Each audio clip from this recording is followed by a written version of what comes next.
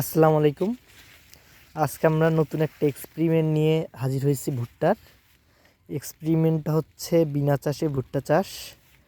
এই যে আমি এখানে প্রায় 2 একর প্রায় 200 শতক জমিতে ভুট্টা লাগিয়েছি। তার মধ্যে 22 শতক জমির মধ্যে বিনা চাষে ভুট্টা লাগাইছিলাম। সেই ভুট্টার আজকে কী অবস্থা সেটা দেখানোর জন্য আসছি। তো হচ্ছে এই যে এই ভুট্টাগুলো, এই ভুট্টার জমিতে কোনো চাষ দেওয়া হয়নি, যে আপনাদেরকে দেখাই, কোনো রকম চাষ দেওয়া হয়নি।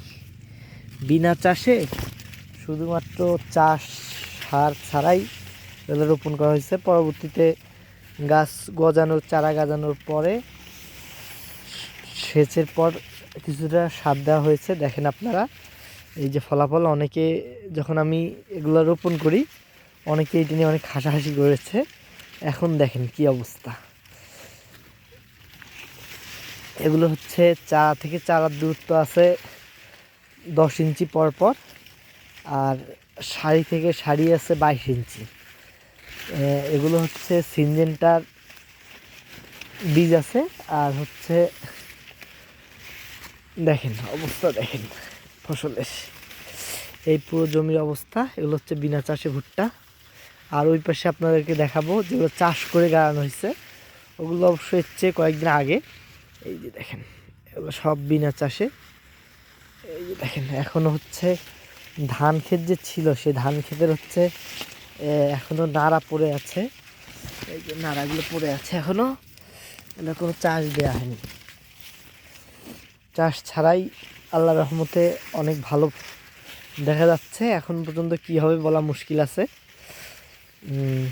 তো হচ্ছে অনেকেই বলছে যে হবে না, গাছ পড়ে যাবে, গাছ বড় হবে না, ফলন হবে না।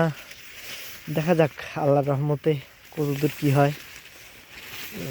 এই যে আপনাদেরকে দেখাই, অনেকে হয়তো বিশ্বাস করতে চাইবে না।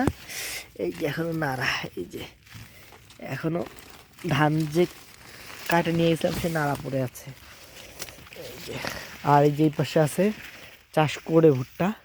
এগুলো অবশ্যই হচ্ছে 8-9 দিন আগে রোপণ করা, এগুলো পরে রোপণ করা। তো হচ্ছে এ হচ্ছে আমার ভুট্টার অবস্থা। এর আগে দেখাইতে চাইছিলাম, কিন্তু অনেকেই অনেক কিছু মনে করবে, অনেকে খারাপ মন্তব্য করবে, এই জন্যই দেখানো হয়নি। তো হচ্ছে এক্সপেরিমেন্টটা মনে হচ্ছে সফল হব।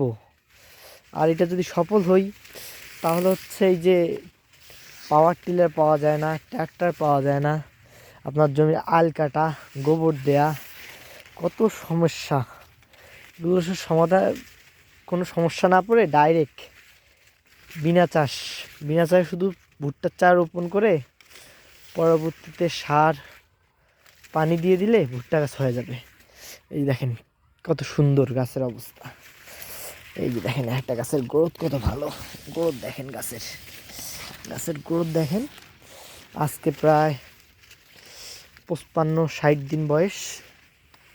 তো হচ্ছে আশা করতেছি খুবই ভালো একটা রেজাল্ট পাওয়া যাবে। এই যে দেখেন। তো হচ্ছে